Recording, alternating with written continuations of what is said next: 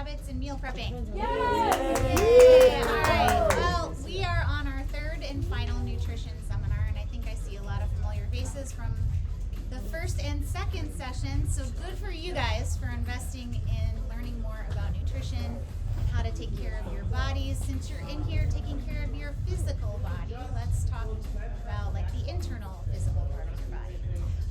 So as I'm talking through the presentation today, I'd like it to be super interactive, very casual, so ask questions, interject. If you've got great ideas that aren't up on the screen, let's talk about them, right? Like my way is not the only way. So there's a lot of different ways to handle meal planning and prepping your food. So dive right in. Before we start that, I'm going to do a little bit of a cooking thing before we start. Meal prepping should be really easy, and one of the tools that I like to use, and I know Greg likes to use, is my handy dandy air fryer. This is mine. It's fairly large. I bought one of the biggest ones you can get. So the bin inside is like 6 quarts or something. It's pretty big. Greg, yours is probably similar. Well, I would recommend going large. So yeah, I mean, it's helpful being larger just in case you're cooking for somebody else, or if you're actually doing batch cooking, which is what we're going to do today. So this is 1 kobacha squash cut up. It was about 8, no, not 8 pounds. How much was it? Probably about. It was $8, something a pound. Yeah, whatever it was. usually $1.29 a pound.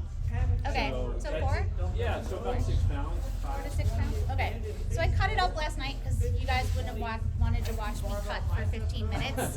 They are tough skinned squash, but you can eat the skin. So I wash it, scrub it good, and then cut it up. One of the best ways to do it is just get a really sharp knife, cut into that squash, dig out the seeds, and then once you get one cut in it, it's a little easier to turn it on its cut side, and then basically take your chef's knife and sort of rock it down from the skin into the flesh, and then chop it into pieces. When you chop it into pieces, I would recommend laying the slices on their side and cutting that direction. It just is easier to slice through the squash. So what we're going to do, that's a lot of squash there. I'm going to add some extra virgin oil, olive oil to it. Really thinking about getting good shoulder activation. It's a lot of squash, so I'm going to use like 2 tablespoons. And those bicep curls and everyone's pretty familiar Make a with mess those. on Greg's You camera. got more there. And then we'll be doing 25 empty barbell. So all we're doing there is Let's hope I keep it Look in. at this chef skills over here. Oh my gosh, this is like Food Network. All right, some salt and pepper. We're also going to start our air fryer. This is probably going to take 35 minutes, let's Greg? go ahead and grab some veggies. Not on mine, but Maybe 30. We'll start with 30. I'll keep an eye on it for you. All right, so my air fryer is going to preheat. Greg uses it more than I do. And it's going to be, but Greg's going to be our chef. I'm going to add a bunch of pepper. He makes squash in I it. know, you guys are like, Never enough pepper. who does this at home? Who air fries veggies? I do. Crunchy? Are they crunchy? They're brown. On the outside, they get More toasty. than crunchy. They get toasty on the outside, but they're mushy on the inside. Does it differ from roasting, like the texture? No, It's the same. maybe a little drier depending on how much. I air fried mine for like 7 minutes, and they were just fine. Oh wow, it's fast. All right. Hopefully Yeah, Greg that's does enough 12. salt and pepper Maybe you had more because- squash in yours than I did. I had probably Yes, smaller it's less amounts. when I do it. So my air fryer's preheating. Yes, it's on. Once it beeps, Greg's gonna put the squash in, and then it's gonna beep to tell me to shake my food, which is really great. Oh, cool. That's Because neat. I always forget, and then I burn the top of my stuff, and then Oh, I shake yeah. it. You know. So anyway, this one's really nice. I find it super convenient. I also own an air fryer that's like a toaster oven style that does toast and all kinds of other things. If you're gonna do a lot of air frying, I recommend these sort of standalone ones. They just work better. Frankly. What's the brand? So, Gourmia. Yes. All right. Why is it better So- than the toaster oven when I got that at home? I just find that it's more consistent. and you can just, it's a little easier cleanup. Yeah. The toast oven one gets really after time. That's mine. Yeah. And while Terry's walking back to the front of the room, I'm sure she's going to talk more about this. We cook, today we're going to cook chicken in there, cook pork. Like, you can cook protein in there too. Chicken comes out kind of nice and crusty on the outside and tender on the inside. Like, it's not relegated to veggies, right? So all kinds of protein, which is why, again, going back to larger sizes, it's easy to stack veggies in there to roast it, but when you're putting protein in there, you're going to want to lay it out a little bit. Exactly. Yeah. I've also found that, like, more than anything else, that will get tofu, like extra was gonna crispy say layer, tofu. like Oh, makes Yeah. it really good. So if you have a Really hard time, good with and I have, tofu. Little I'm one of those cornmeal people on who it. will never like wait long enough for my tofu to drain. It's always got water in it still, but if you put it in there, it makes it nice and crispy. It's the perfect way. Yeah, I agree. Tofu is the best in air fryer. Absolutely. All right, so we're going to start with building habits because that's the base of what you're going to do to really get to a successful place here. Not only in the gym, but also with your nutritional habits. So this is a picture of me. We all did our before and afters. Greg did his and Connor did his. The one of me on the left, I was post-baby. I don't know, my first baby, it was probably a year after he was born, maybe a year and a half. Might have been even later than that. No, it was after my second baby. Sorry, after baby number 2, I was back to work. I had already started CrossFit, believe it or not. But CrossFit alone was not enough. So that's me about a year ago. You can see big changes, right? But that's like 9 years of work, let me tell you, right? This is the long haul, not the short sprint. So I was doing CrossFit 4 to 5 days a week. I was feeling really good, but I was not feeling great, I guess. And I also just was wondering why I didn't look like all the other CrossFitters in the gym. I was like, they look so good. Why do I not look like that yet? So what it really ended up coming down to was my nutrition, which is what the last 2 seminars were about. Really, this is the CrossFit pyramid, and nutrition is the basis of it. You've seen this pyramid before if you've shown up to the other seminars. You probably saw it when you joined the gym and went through your roots or foundations classes. It lays the groundwork for everything that you do here or outside of here, frankly. So if you don't have good nutrition, you're not going to be really great at conditioning. You're not going to get the most out of your gymnastics or out of your weightlifting or out of your sport, whatever that might be, right? Whether it's marathon running or CrossFitting or just hanging out and playing with your grandkids one day, right? So nutrition is really where we have to start. And in order to do that, we need to build some healthy habits. And that is not the easiest thing to do. Let's admit it, right? Like, we all get in our ways. We're all in our 20s, 30s, 40s, 50s, whatever. We've done these things for a long time, right? Whatever it might be, whether that's getting up and eating a bagel and cream cheese for breakfast in the morning, or running to McDonald's on the way to work, or well, I hope you guys don't do that, but right? But let's be real. We've been doing these things for a while, so it's tough to change, create new habits, break old habits. So there's kind of 4 principles to creating a new habit or adopting a habit. Make it obvious. So let's say vegetables are your habit, your new habit. You need more vegetables in your life. So to make it obvious, don't stick them in the drawer at the bottom of your fridge, right? Like, they're gone. You stick them in there, you go grocery shopping, they're gone forever. I was gonna say you clean them out. Right? You find them when they start to smell, and you're like, oh, it's time to throw that out. Make it obvious. Put it on the shelf right in front of you, right? Make it attractive. So instead of maybe just doing your grocery shopping and sticking your vegetables in the shelf in front of you, which you still ignore because they're just sitting there, make them attractive. Like, cut them up. This jar is one of my best friends. I will cut carrots, celery, strawberries, all kinds of different things, and put them in these jars. Like, carrots store great. Once you peel them, cut them, and stick them in this jar with a little bit of water. Then guess what? You've already made it easy, which is the third thing, right? You go into the fridge, you're starving in the middle of the day for a snack, you're on your break from your conference call, and the carrots are sitting there all ready to go.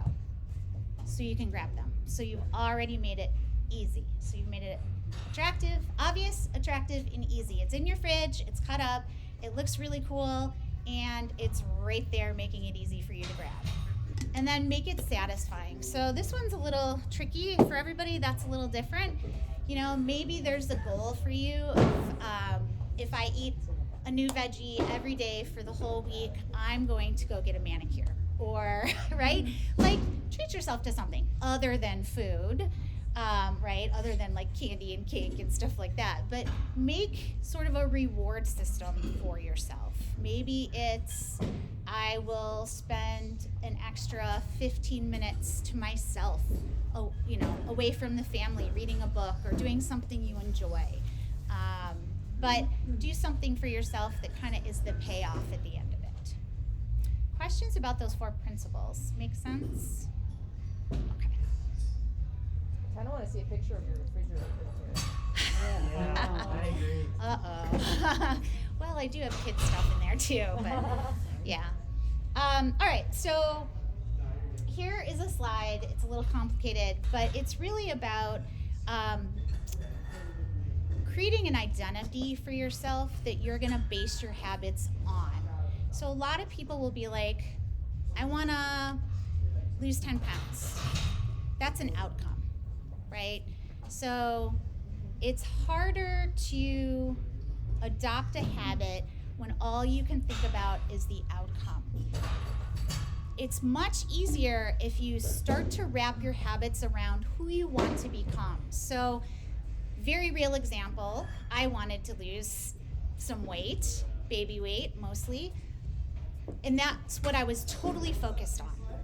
It was really hard for me to do anything to change my weight or change my behavior just solely based on wanting to lose 10 pounds or 20 pounds or whatever it was on the scale.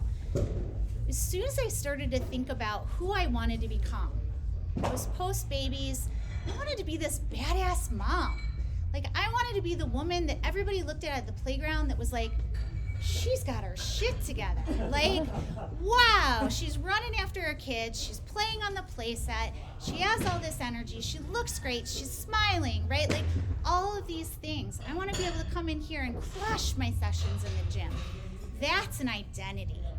That's something that's going to drive your behavior every day easily if you can adapt to that versus the, I want to lose 20 pounds. Like, all right, so what, right? Like, 20 pounds, But I want to be a badass mom, or I want to be a badass dad, or whatever that's going to be. That's something you can really wrap yourself around and get behind. So that's really what this slide is about, is deciding who you want to be, deciding the actions to get you to that, and then the outcomes are what's going to happen once you start doing those things on a regular basis. Here's just another example of outcomes versus identities, right? I want to stop eating Big Macs at lunch, all right? But I'm someone who eats healthy and lives a healthy life. You know, that's a totally different mindset than I'm not going to. The first one is also very restrictive, right? Like the second you say, I'm not going to do this, do that, you're kind of already caging yourself in mentally. You don't want to do that. You want to like break out of the cage, right? You want to be like, yeah, I am somebody who leads this life, and I am proud to lead this life. Already, all I want is a Big That was your cue. I saw that. I thought you should change the word from bad to good. So a lot of people skip this identity stuff, you know, going back to it, but it's literally one of the things that I find with my clients outside of the gym that is a key component to getting them to really stick to a change. Like, Is it much harder though to like not break an identity-based goal versus an outcome? Because the outcome it's either you did or you didn't, right? Or whereas like identity-based almost feels to me like that's the end goal. If I could get there, I'd have figured it out. You know, so how do you? I think my feeling is, how do you keep yourself from breaking that identity-based goal and letting yourself about commitment to yourself, right? It's once you start to make those small changes, right? And again, we're going to talk about small changes too. We've talked about it, I think, in Greg or Connor's session, where you can't eat the elephant in one bite. You've got to take it slowly. That's part of this process, is you make the identity, right? Like, I want to be this badass mom. Okay, now how am I going to get there? Well, I'm going to start eating more vegetables every day. So that's going to be like the number one thing that I wanted to start to do. And every time you do that thing, it's sort of a vote to yourself, right? Like it's one more coin in the confidence bin that says, I got this. Oh, I got this. I really got this. Like, and once you get through 2 weeks of that, or, you know, whatever, it takes 45 days, I think, is the statistic to adopt a new habit. Once you get to that place, you're like, that's what I do. Like, I don't even have to think about it anymore. That's just what I do. But you're saying the outcome base is more measurable, right? Yeah. Because So you can't measure identity, yeah, you know? Well, you can measure the small steps. Like, Yeah, I'm going to eat a new vegetable every single day. That's measurable, right? So if you need that measurable item.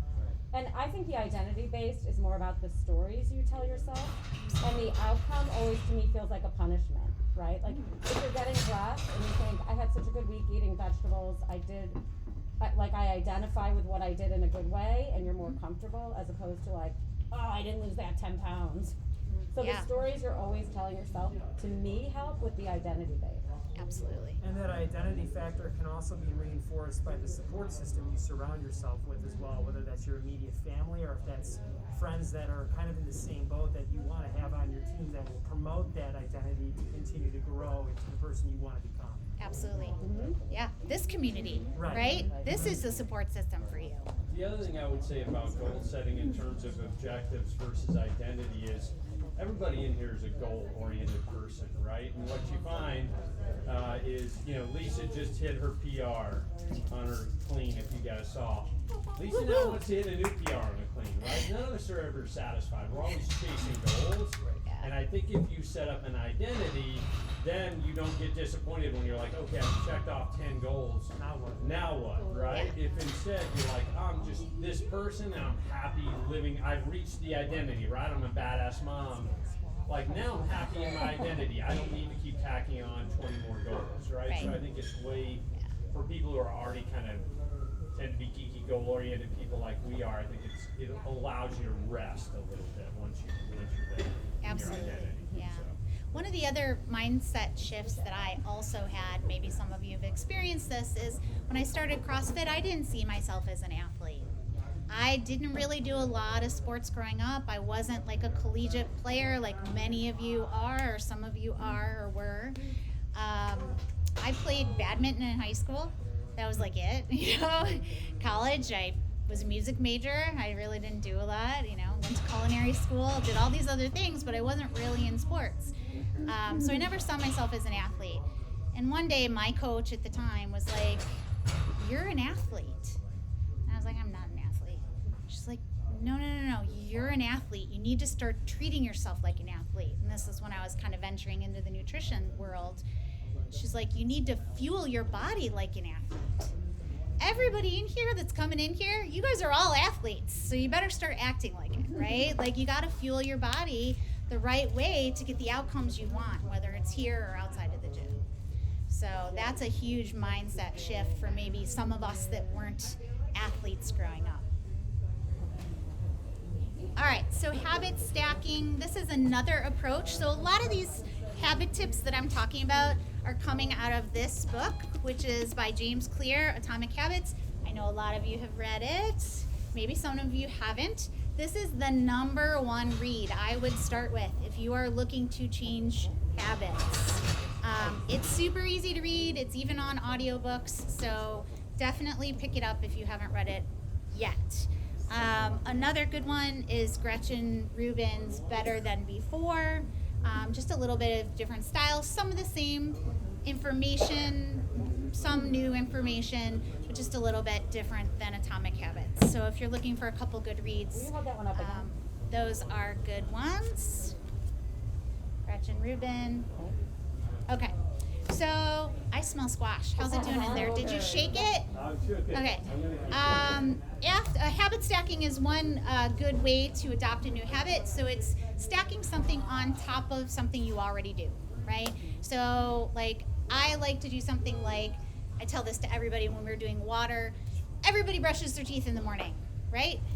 So if you want to get more water intake, set an 8-ounce glass of water next to your sink where you brush your teeth.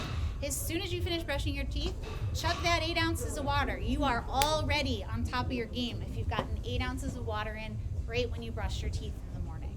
Okay, so that's an example of habit stacking. After I finish my workout, I'll work on mobility for 10 minutes. After I make my dinner, I will prep my lunch for tomorrow. Those are all examples of habit stacking. So just using something you already do to stack a new habit on top of. Also, habit phasing or the 2-minute rule. So basically, like pick something, eat a side salad at one meal a day. So maybe that's your first step into veggies. Once you master that, then you can build on top of it. Add your favorite vegetable to another meal, right? Then after that, try a new recipe with a different vegetable. So again, not eating the elephant all in one bite. Just take it step by step by step, right? Do you remember what your first change was in your habit world or your nutrition habits that kind of got you started on your journey? Eating more protein. Eating more protein? I agree with that 100%. Yeah. Michelle, was that yours? too? Yes, 100%. Yeah. And then it was probably increasing veggies. I ate a lot of veggies to begin with, but I don't think I ate enough at that time. So, all right. So that's all about habits and habit stacking. There's again more information in these books, or you can tackle any one of the nutrition coaches. We all have lots of great ideas. Helped a lot of clients through getting through new habit adoption. So who cooks at home? Almost everybody. So why wouldn't you cook at home? For those of you who didn't raise your hand. I don't know how. You do. You came to cooking. All right. So you don't know how. I can do the very, very basics. Carrie's helped me a lot with her cooking classes, but it's still hard for me. Yeah. So there's a lot of reasons why you don't cook at home, right? Maybe nobody taught you how to cook when you were growing up. It's hard. It takes time. You don't know what to cook. You don't know how to cook it, right? There's a lot of reasons. What? Planning, right? You got to plan it. The thing, not anymore because now I live alone, but when I was living at home, I was living with my parents, and my mom did a lot of the cooking for the family, so there was less control over that as well. Yeah, So I someone didn't else cook is at doing the home. cooking. Yeah. Yep. So my goal is to make you fearless here, right? Over the pandemic, I did a bunch of online cooking classes to try to bring the community together, and I was hopeful that that would make people understand that cooking can really be fearless. You can really experiment, do all kinds of really fun stuff. It ends up being time saving if you can actually plan to do it. It doesn't have to be hard. It can be very simple, and you can make it intuitive. Cooking isn't like baking where it's a science and everything's got to kind of go together, otherwise the cake doesn't come out. Cooking's kind of a little different. You can kind of throw a lot of stuff in a pan and make it pretty good. So let's get started. We're going to go through what a healthy plate looks like. I'm going to go through this sort of quickly, but basically if you're going to eat intuitively like we've been talking about in the past, you want to fill your plate with about 1 to 2 palms of lean protein. So everybody's palm size is different because everybody's body size is different. So for a woman, it would be about 1 palm's worth, or a smaller athlete. For a larger athlete, you might want 2 palms worth, like for the bigger guys. 2 cupped hands of carbs, right? So 1 to 2 hands of cupped carbs, 1 to 2 fists of vegetables. So that would be your non-starchy vegetables. And then 1 to 2 thumbs of fats. So whether that's an avocado or olive oil or egg yolks or almonds, that's how much you're looking at. How do you account for the 2 tablespoons that are now on the squash? Yeah, so you would end up using this. If you wanted to be very accurate, you would weigh your squash, and then you would add in your 2 tablespoons of olive oil to calculate across that squash how much olive oil approximately. Then I would just, Like when you say that. then I would estimate. You have to say and count that like it's. I would just estimate at that point if you're eating intuitively. Yeah. Yeah, absolutely. So here's just another visual of that, another way of looking at it. The protein, the vegetables, the carbs, and then the fat. So, this is a meal matrix that we developed at Beyond the Box. It's super easy. If anybody wants me to send you any of these slides, I'm happy to share them.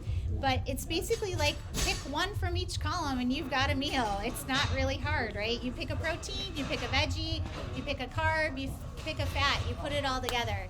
You know, it doesn't have to be difficult.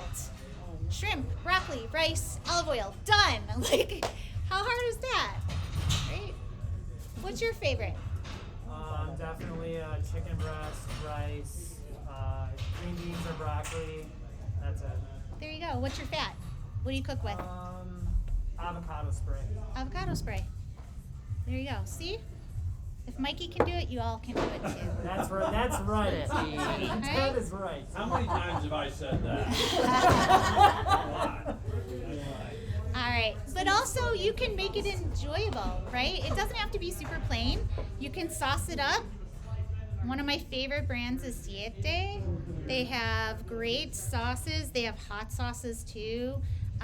They have mixes that you can use for slow cookers, for tacos. I know, Britta, you said taco mix. They make shells too, Terry. Along those lines, They have great I would say sauce. my secret weapon is actually tacos. We get a bunch of El Milagro Yes. tortillas, and Yeah. you can put any meat in there with some avocado Yep. and some veggies, and then eat stuff on the side. Yeah, So good. absolutely. Yeah. So one of the things that I brought today, aside from cooking up a whole bunch of squash, is last night I popped chicken in my Instapot. Actually, in my slow cooker, I did it.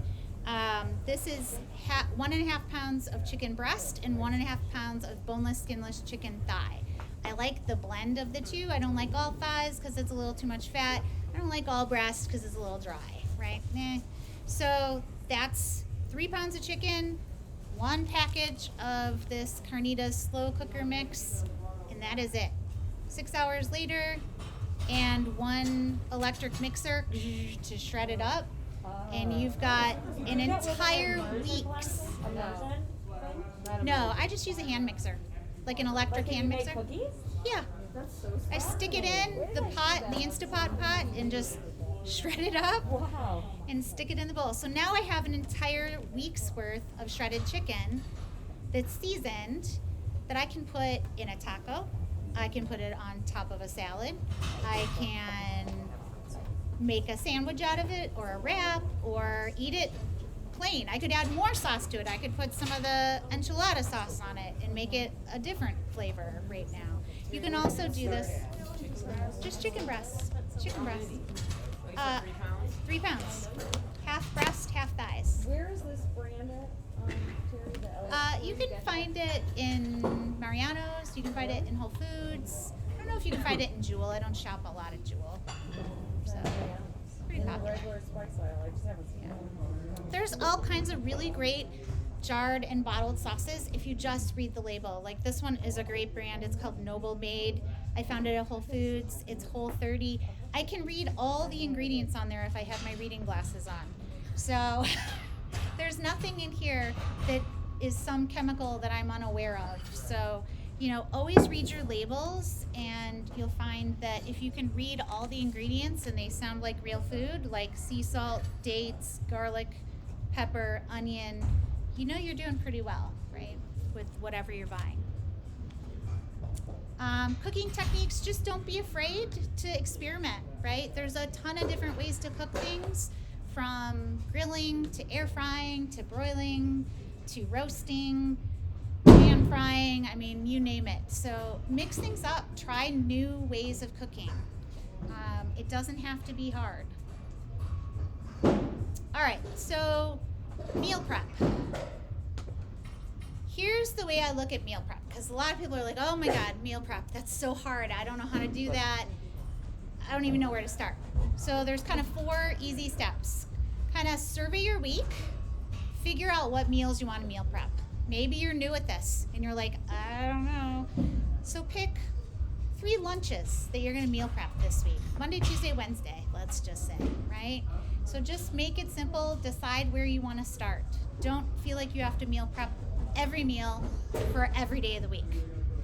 Then select the recipes that you want to use, or just the main ingredients. Like my meal prep looks like this. It's roasting a bunch of squash or sweet potatoes. It's making the chicken or pork or whatever I feel like that week. I roasted Brussels sprouts with a little bit of balsamic vinegar, salt, and pepper last night. Smells so good. Okay, and then I just pull from my large containers. So there's kind of two ways to meal prep. You can kind of batch cook and leave them in big containers and then just pull through the week that you want out of it, creating different meals. Or you can assemble whole meals in containers, in which you'd want like sort of smaller containers like this, where you can build your own little lunch inside of it. You can stack a bunch of these in your fridge, and then you just grab it and go. So pick your recipe or pick whatever main protein you want to cook. Cook larger so that you have leftovers is a good strategy as well. Pick some meals with common ingredients. So if I cooked all this chicken up, I'm gonna maybe make tacos one night and then make, I don't know, some kind of chicken wrap the next night, right? Or the next lunch. Cook the things you want to eat. I can't stress that enough. Like, don't make yourself eat something you don't like, right? Like, just because you think it's healthy or that you should be eating something, if you don't like it, you're never gonna eat it. So pick things that you enjoy eating. And then try a new recipe once in a while, right? If you are an experienced chef, like Maura is, I know, you're a chef. Try a new recipe once in a while, right? Then the third step would be to create your shopping or your ingredients list. So group things together by department or use an app. I'm a big app user for shopping lists. I don't know, who uses shopping list apps? Yeah, which one do you use? Any list, because you can share it with the rest of the family members. Okay. Andy? Just the Notes app. Notes? Okay. I use Flip because it has the weekly ads, so it has all the sale pages. Oh, and then you nice. can just virtually clip it in the app. Yeah. So there's a lot of different lists out there, or list apps or shopping apps. I listed AnyList, which is the one that I use the most. Chef Tap, Out of Milk, Mealime. You can even use your Alexa. If you've got an Alexa, it creates a shopping list. So, like, just say, Alexa, add milk to my shopping list, and there you go. You got a shopping list. And then survey the stuff you already have in your house. And then the last step would be to actually meal prep. So take the day off that you have, or half day off, or an evening, and start working on those. You know, set aside a couple hours to work on those meals. Do batch cooking, or do batch cooking and then assemble into meals if that's what you prefer. How much do you freeze? I kind of by default just started freezing everything and then. Yeah, so freezing is a great way to, like, once you're done batch cooking, stick it in a pre-portioned freezer bag and label it and stick it in your freezer. Okay. I do a lot of that actually. Okay. Yeah. Even like, can I just add something too? Yeah. Even the without cooking, like a lot of people who are doing like breakfast smoothies and stuff like that, just using fresh produce. So right, they're not cooking it. They're gonna put fresh fruit, fresh greens into their blender, whatever, blend it up. They're even getting, some of my clients have like put them in Tupperware or baggies, like just keep them in the freezer. Right, get the whole weeks in there. That way they're just taking it out of the freezer and putting it right in for their morning smoothie. It's all chopped up. It's washed. It's not gonna go bad in the fridge. Yeah, there's a great, I mean, like a lot of people that I know will do their shopping on like a Sunday or Saturday morning, come home and prep all of it right away, right? Like, just don't even bother putting it away. Just set aside those hours to do the work, right? And that way it's set up for the week and you're good to go and you don't have to worry about it. This is just an example of any list. I threw some screenshots up there. And as Maura mentioned, I share it with my husband so that he can grab the stuff out of the store if need be. Although you never know what he comes home with, but you know, at least he's got the list. So, But they can also add to it too. Yes. So like if they run out of something, they could, in theory, save it up. It is a paid app, so if you don't want to invest in it, there's a lot of free ones too. All right, so we kind of took through this batch cooking, batch cook all your stuff, freeze your meat in marinades. That's a great tip. Like you buy a bunch of chicken from Costco, put it in your freezer bags, make 3 different marinades, stick it in the freezer. It's ready to go then. You pull it out, cook it up, done. Chop up extra vegetables, and then you can also use like a meal planning sheet if you're new to it to help you out. Gather the right tools and equipment. So I gathered a couple things that I feel are essentials in my kitchen. Tongs, can't go wrong. Sharp chef's knife, can't go wrong. That's what I cut my hibachi up with. A good cutting board. Get rid of all your plastic cutting boards, please. It just dulls your knives and makes a mess of your knives. So get real cutting boards. And then a sheet pan, essential. If you're gonna roast anything in your oven, you gotta have the sheet pan meals, right? We did a lot of sheet pan meals over the pandemic. You can put your veggies and your protein, everything all in one sheet pan, stick it in the oven, you've got a whole meal done on one pan. Yes. And if you don't like to clean, get parchment paper. Or foil, yeah. Also, if you're gonna want to measure more exactly, maybe if you're getting into counting macros or you want to go a little deeper, a kitchen scale is also helpful. What are your thoughts on like air frying the veggies versus like roasting the veggies in like the oven? Do it either way. It's really preference. That's faster, I find. Okay. But if you don't have an air fryer or you don't want to invest in one, roasting your vegetables in the oven at 400 or 425 degrees comes out with the same result. The air fryer is an electric convection oven, Yeah. right? It's exactly what you have if you turn on the convection oven in your stove. Because it's a much smaller device, it heats up much more quickly. So that's the benefit of it, and because it's electric, it heats up much more quickly. So you just don't have to wait as long. Yeah. But if you're cooking a lot, the T, do you oven want is me The to- oven is probably You want me better. to put the squash on there and salt it so people can Sure, sample it, or yeah, how do you yeah, want to go serve for it. But Yeah. generally we Fine. It's a little al dente, which is how I like it. but Okay, hopefully- we want perfect. to avoid like boiling, right? So boiling isn't necessarily a bad way to prepare your vegetables. What happens though is you do lose some of the nutrients and vitamins from the vegetable into the water. So any kind of a wet cooking, you're gonna lose some of those vitamins and nutrients. But frankly, if that's the way you like your vegetables and that's how you're gonna eat them, do it. Like, you know, if you don't like roasted vegetables, which retain more of the vitamins and nutrients, then boil them. Like, I'd rather you eat the veggie than not eat the veggies. Or it's your pearl. I try steaming them. Yeah. Yep. Steam them. Yep. Yeah. So our hibachi's Were done. you offering them? Greg, do you approve? I saw you try some. What's wrong with plastic? Have you washed your hands today? It just dulls your knives. Yeah. It's hard on the knives. You have to sharpen them more often. All right. Also, enlist your friends. Have fun. Have like a meal prep party with somebody, right? If somebody you know has an air fryer and you don't, and you've got an Instapot and they don't, get together on a Sunday. Do it together, right? Like get it together and make some ideas together and share the ingredients, share the cost. Don't be overly ambitious.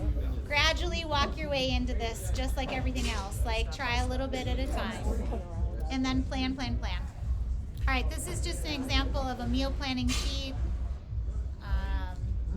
More stuff on meal prep. Do you tend to do kind of like what you were saying, like a lot of like generic chicken? You know, because definitely one like I have found that I'll eat like my soup for 2 days and then I never want to look at the 6 more portions of soup I have ever again. Yeah. So freeze it. Well, it is. There's a lot in my freezer. Yeah. Okay, then start using this stuff still from your sick of it. freezer. I'm at a Yeah. point where I'm trying to force myself to eat it. But that's like definitely, I hit like meal fatigue really Yeah. bad. Yeah. So if that's the case, Greg's for. go smaller, right? Like, do smaller portions do half the amount of chicken. Do 1.5 pounds of chicken instead of 3 pounds of chicken. But so like that's not a meal. That's something that goes into a Yeah. meal, as opposed to the like. Soups, stews, Yeah. chilies, yeah. I would just Oh, you advise. could put it in chili. Huh? You could do the. Absolutely. That's right. Yeah, absolutely. Yep. So I just laid out a bunch of stuff for food prep and meal prep. As far as cooking in your kitchen, you got to have a sharp knife, a chef's knife, and then like a paring knife, tongs, cutting board, sheet pan, a good frying pan, and one like some kind of pot to cook in as well. You can do a lot with just those basics. Then you can add on from there, air fryers, Instapots, all kinds of stuff. As far as storage goes, there's a million choices, right? There's these disposable plastic things that you can get at the store. There's a little bit of an upgrade. This is a glass container with a locking top to it, which I like a lot. Ball jars are Where do you fantastic. get those? Those ones, particular ones. Target, Walmart, Oh, really? Farm and Fleet, like Farm and Fleet. seriously, yeah, like Where go. do you, I have one in Iowa. My Where- sister has one up in that's- Wisconsin. I was Yeah. gonna say, So I mean, you can also buy them online. You can buy them on Amazon. I love this for the kids' lunches. They're an insulated container if you're traveling for lunch. But what it also comes with is you can buy separate meal prep containers. Now for Greg, this wouldn't hold enough. That you can prep, put in the fridge, and then you can heat it up, drop it in, and then close it up to go if you're not able to heat things wherever you're at. So yeah, there's a lot of different storage food containers that you can buy, from inexpensive to really expensive. Actually, the random aisle at Aldi tends to have really good containers. Like a lot of Yeah. they have packets of them for not a lot of money. Yeah. Yeah, and here's just some example meal prep ideas, right? Different marinades for chicken. You can marinate pork, all kinds of different stuff. Stick it in freezer bags and have it ready to go. Here's a tofu zoodle noodle bowl. So you can really kind of just go crazy with different ingredients that you enjoy. How long would you leave hard-boiled eggs in the fridge?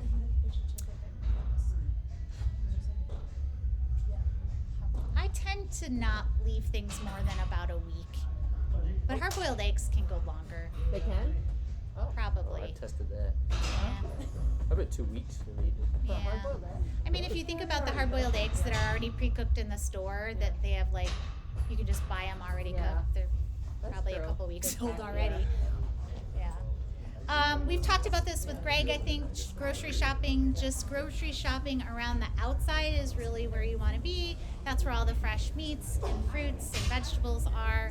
The interior is really about all those packaged goods that we want to have a little less of in our lives. So if it spoils, rots, or molds, that's what you want to eat, not before it does those things. I mean, you do want to eat it before it does those things. But yeah, you want to shop around the perimeter. And I just want to make a point about that. You were talking about shopping and meal prepping together. Like once you reduce the size of the grocery store, you can actually get in and out there pretty quickly, right? You don't need to walk every aisle if you're just shopping produce and meats. It goes fast, Yeah, right? So, very fast. yeah.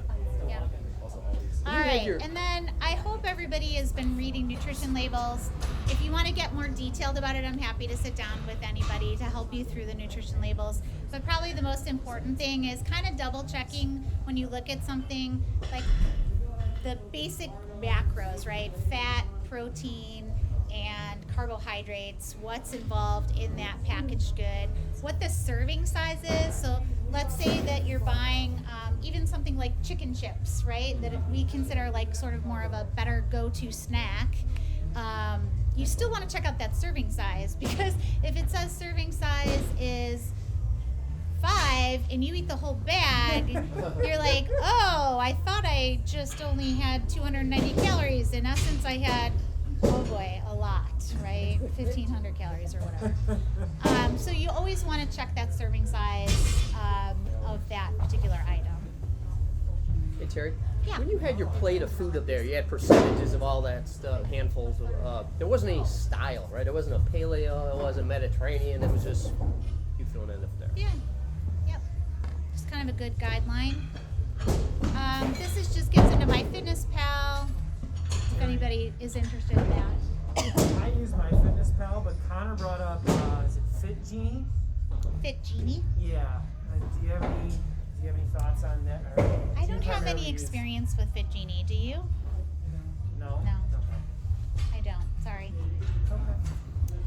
And that pretty much wraps it up. Questions, comments? I feel like I did too much talking today. Well, thanks. All right, so if you guys want to take a look up here, the other thing that I threw up here is the Beyond the Box recipe book. So if you don't have a copy of this, please let me know. There's a lot of great recipes in here. Quick and easy, good starter recipes, I would say, if you're just getting into cooking. All right. Where do we find that? Where do you find that? You can actually, I think, still purchase it from the Beyond the Box website. Where do you suggest looking? Look, I always get confused with marinades. I mean, I have a couple basic go-tos, and then like expanding outside of that. Are they just in a cookbook? Like, I didn't. marinades? As far as marinades go, I just look. Are there more I have some different basic ones too, and then I usually look on websites for other ones that might be interesting, like more of an Asian style or more of a Mexican style, or yeah. I got But my you know the Greek one, and I got yeah. kind of an Asian one. Yeah. Or but I feel stuck. Like I don't have any other things in my toolbox there. So Michelle, one thing to think about is not just the marinades, but also like dry rubs. So Yeah. if you go to Whole Foods and look in their spices aisle, they have a million different dry rubs. And what I like about those is I'm typically in too much. I don't plan ahead well enough to marinate stuff. And so I typically am just grabbing a bunch of those dry rubs off. I've tried a bunch of them. I don't like some of them, but you'll find something you like in there. And then that will air expand your fry. repertoire. And then when So you you- air fry it, you just dump that stuff on there as it's going into the air fryer. Oh, as it's going in. So Yeah. you don't have to do it. You don't need to do it ahead of time. Right. Okay. So, I mean, you do it right ahead of time, but you don't need to plan Right. ahead. Okay. Yeah. And it comes out just as good. It's, it's a different, it doesn't moisturize it like a marinade would, but it's flavored, right? Which is what you want. All right, thanks everybody. Thanks, Terry. Thank you so much, Terry. Yummy squash. Wait, you didn't tell us what this is. Oh, those are pickled radishes. Oh, I love radishes. I don't like them in pickles. I wanna get. So what do you pickle them in? She was definitely